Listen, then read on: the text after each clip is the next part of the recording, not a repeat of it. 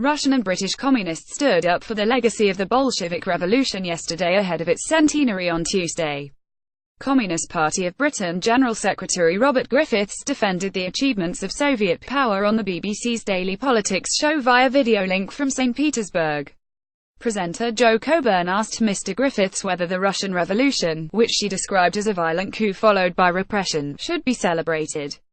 Mr. Griffiths insisted the revolution transformed the lives of hundreds of millions of people over the following 60 or 70 years.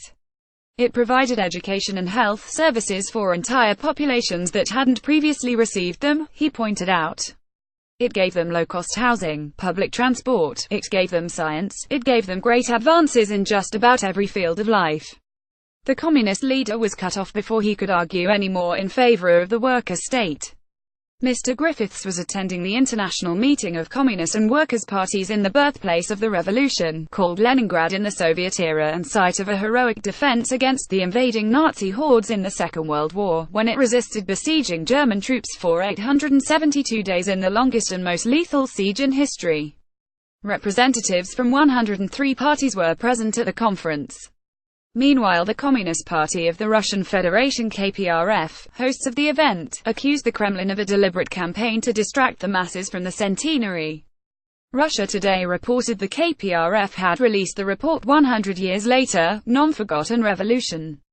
It quoted a September poll that found 58% of Russians were not aware of the coming anniversary, while only 29% were aware of events to mark the centenary.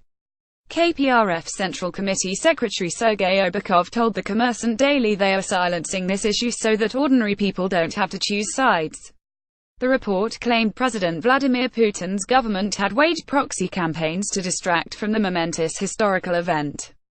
They included the media furore over the new film Matilda, about an alleged affair between the last Tsar Nicholas II and ballerina Matilda Kashazynskaya, which has brought down the wrath of the Russian Orthodox Church.